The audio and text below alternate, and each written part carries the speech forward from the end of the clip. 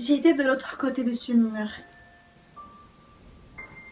Je marchais au hasard de la poussière de la Palestine et j'avais l'impression de rentrer chez moi. J'ai dormi chez des gens que je connaissais pas et quand ils m'ont demandé le nom de mon père, j'ai explosé en sanglots. Jamais encore depuis sa mort, j'avais entendu son prénom si bien prononcé.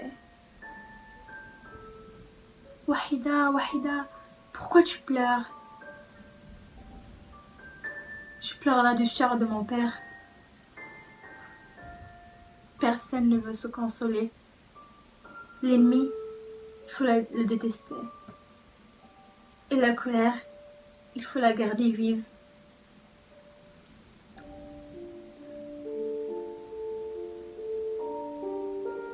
Moi, je ne veux plus me cacher. Et on ne peut pas faire semblant que rien ne s'était passé.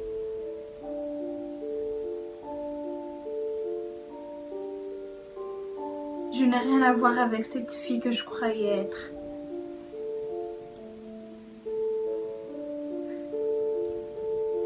Cette Wahida, c'est un délire. Il n'y a pas de Wahida, ou alors je joue à Wahida, mais je ne suis pas Wahida. Parce que je ne suis pas Wahida. J'ai beau être une intellectuelle, avoir fui au bout du monde, posséder un passeport américain, changer de langue, ou même j'ai beau t'avoir rencontré, toi, le juif, l'ennemi.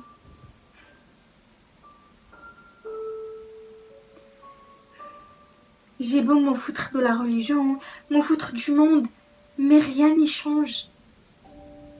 Je suis ça. J'appartiens à ça. Et si je veux m'en libérer, m'en débarrasser, il faut que je commence par m'en regarder en face. Parce que je ne veux plus fuir.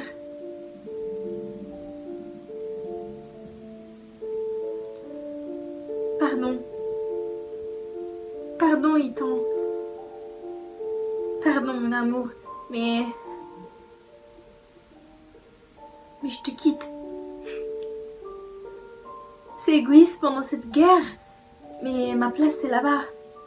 De l'autre côté de ce mur. Avec ceux qui vont perdre.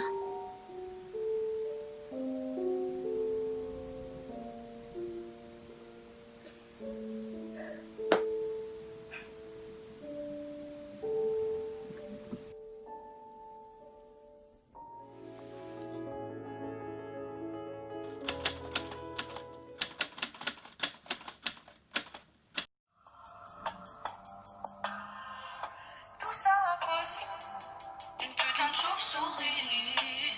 C'est là, tout ça à cause. Je croyais qu'il y avait une chauve-souris chez moi. Oh, Corona, pas bien vu internet. Corona, pas bien vu internet. Oh, on est confinés à cause de toi. On peut plus manger à cause de toi. C'est toi la fille qui chante? C'est moi. C'est toi qui applaudis? C'est moi. Comment tu t'appelles? Ah mais, depuis des nuits, toutes les nuits j'entends tes appels. Et parfois aussi, je trouve des bouteilles dans lesquelles il y a des papiers, des messages. Et tout ça part de la croisée des chemins. Qu'à la croisée des chemins, il peut y avoir le virus. Alors depuis des nuits, je viens ici, à ma fenêtre. Je veux savoir. Je m'appelle Simone. Que veux-tu? Je sais pas. J'en ai marre. T'en as pas marre, toi? Qu'est-ce que tu veux faire? Partir? Partir pour où?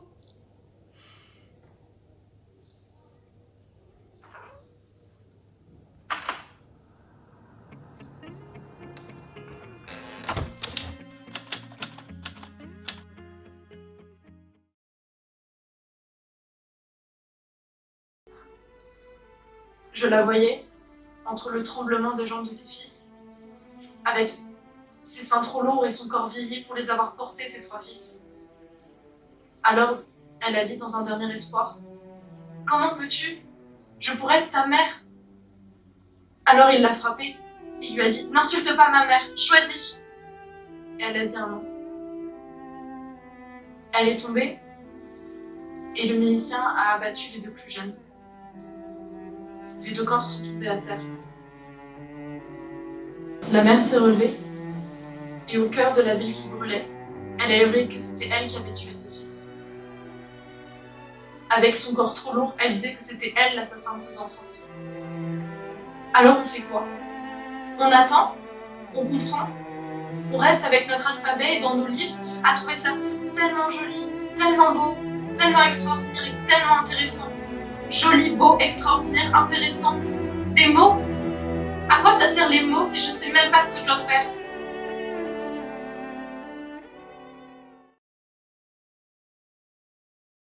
Ou bien, je voulais pas te faire mourir et tu me suspectes injustement. Moi, ton empereur. Ou bien je le voulais, et toi, insecte, tu t'opposes à mes projets.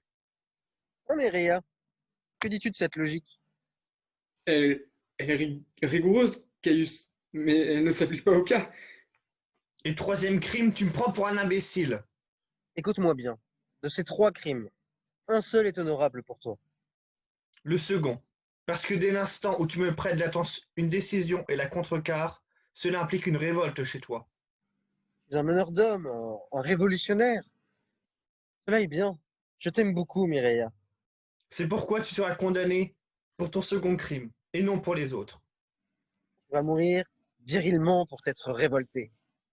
Ne me remercie pas, c'est tout naturel. Tiens, bois ce poison. Non, Allons, allons.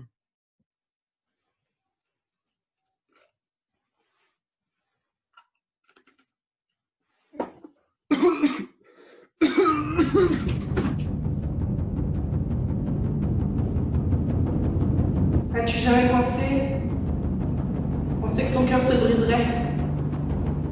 Et envie de t'ouvrir la poitrine, l'arracher pour enrayer la douleur? Il y a un truc entre nous. Un truc hyper hallucinant. Tu le sens? Ça brûle. C'est fait pour... Nous étions faits pour être réunis. Je lui parle. Il me parle. Tu sais, on se connaît très bien. On discute de choses. On est très proches sur le sexe et à quel point ça l'ennuie. Et je sais que si c'était quelqu'un qui t'aimait vraiment jusqu'à la brûlure, tu pourrais éprouver un tel plaisir. Je sais dans quelle pièce il se trouve.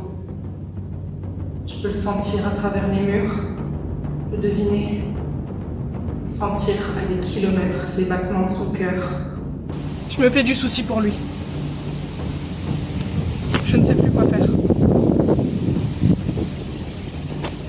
C'est lui que je désire. Envie de me glisser en lui, de le cerner. Impossible de nier quelque chose aussi grand. Impossible d'éteindre ça. Impossible de l'étouffer. Impossible. Je me réveille avec. Je me dis que je vais me fendre de bas en haut tellement je le désire.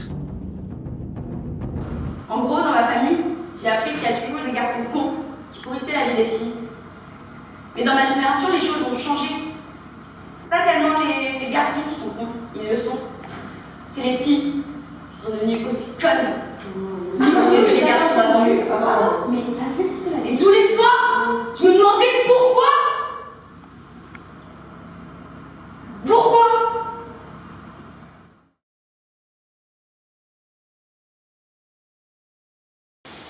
Moi, je ne sais pas grand-chose. C'est pour ça que je veux voyager. Je veux apprendre des autres et partager avec eux ce que je sais déjà. Je veux articuler mes convictions en fonction de ce qui me touche, de ce qui me parle. Comme le lierre qui prend racine d'un sol à l'autre, qui change de forme en fonction de ce qu'il rencontre. Je cherche sans vouloir trouver à tout prix. La route est belle, pourquoi s'arrêter? Je suis celle qui regarde. Je suis celui qui découvre. Je suis celle qui habite le monde. Nous sommes Nous ceux sommes qui ceux qui regardent. regardent. Nous sommes ceux qui découvrent. Nous sommes ceux qui Nous sommes ceux qui habitent le monde.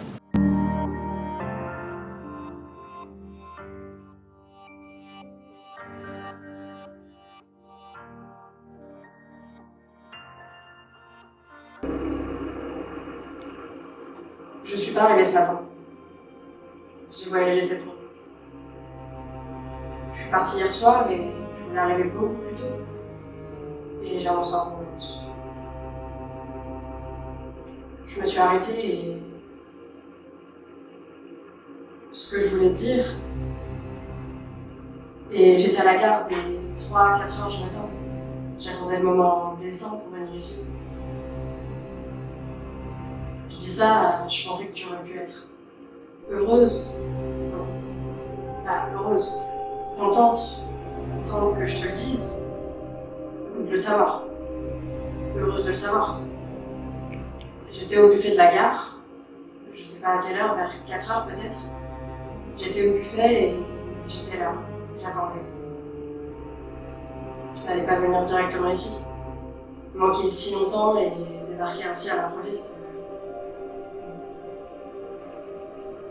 J'y pensais et c'est pour ça que j'en parle. Ce sont des choses qui traversent la tête et on se dit plus tard, on devra en parler. Des recommandations qu'on se fait. Je me suis fait donc la recommandation de te dire que j'étais arrivée beaucoup plus tôt et que j'avais traîné un peu.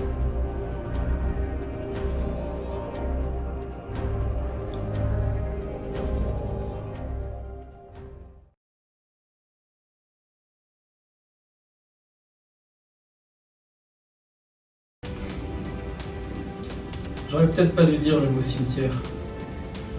Parce qu'à la minute même, ça a fait un immense bordel. Avoué de tous les diables. Les murs se sont écroulés sur nous, et on est mort du coup. Cet hôtel, avec vue sur la guerre, c'est exactement le genre de double minable où je traîne mes caisses depuis plus de 15 ans.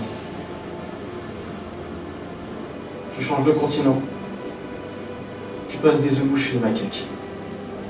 Tu kiffes. Il y avait une fortune à se faire avec ce type. Il me dit ok pour le paquet de dollars, et qu'il y aurait d'autres commandes si le risque politique était écarté. Tu veux me dire qu'il pourrait être assez con pour faire la paix? Alors ça, vu les intérêts, pas de risque. Les politiques, ils parlent comme ça de cessez-le-feu pour se faire reluire à la télé. Mais arrêter le marché de la guerre, alors ça, pas de risque.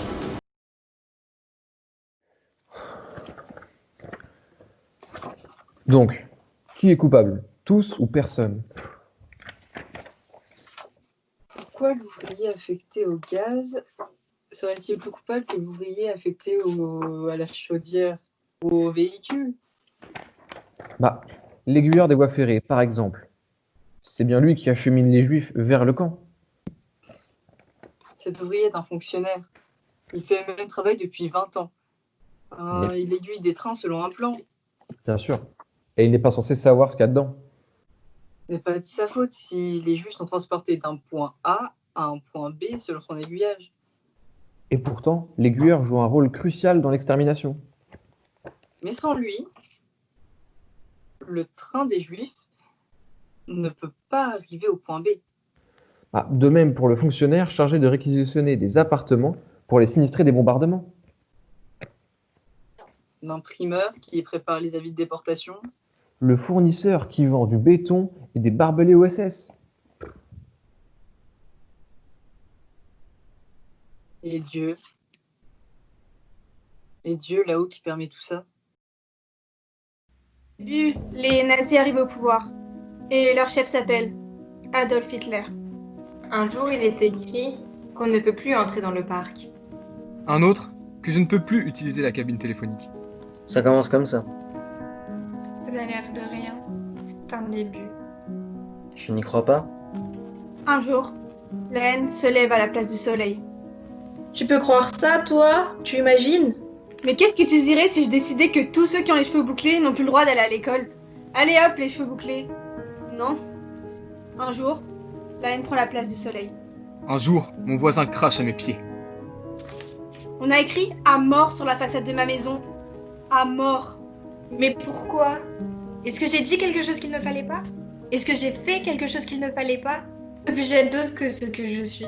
Pourquoi faites-vous ça? J'ai toujours été un bon employé. J'ai toujours fait mon travail avec conscience. Vous n'avez pas le droit de m'enlever mon travail. Vous n'avez pas le droit de me traiter de sale. Pourquoi me dit-on de rentrer chez moi? N'est-ce pas là où je suis née? Quel est donc ce pays qui n'est plus le mien? Quel est donc ce pays qui n'est plus le mien? Tu comprends quelque chose, toi? Je gratte la peinture sur la façade. Je frotte, il faut que j'efface les mots. Tu imagines qu'on écrive à mort sur la façade de ta maison? J'efface les mots, mais chaque nuit ils reviennent. Et le matin, à mort écrit sur la façade. Alors je gratte, je frotte, j'efface les mots. Si on décidait de frapper tous ceux qui ont les yeux bruns? Et si on décidait de mettre en prison tous ceux qui ont les yeux verts? Si on décidait que tous ceux qui ont les yeux bleus doivent mourir? Bah, c'est exactement ce qui nous est arrivé. Un jour, la haine se lève à la place du soleil. La haine veut et décide que nous devons disparaître. À cause de la nourriture, à cause de la langue, à cause de la religion. Est-ce que tu imagines ça? Nous recevons de nouveaux documents sur lesquels figure la mention juif. Nous recevons des étoiles en tissu, des toiles jaunes, que nous devons coudre. Tu es chrétien, tu es musulman. Tu imagines que l'on couse une croix sur ton manteau, un croissant, puis que l'on te montre du doigt, et que l'on te crache là où tu poses des pieds. Cela est arrivé. Aussi incroyable que ce puisse paraître, c'est arrivé. Plus d'école, plus de travail.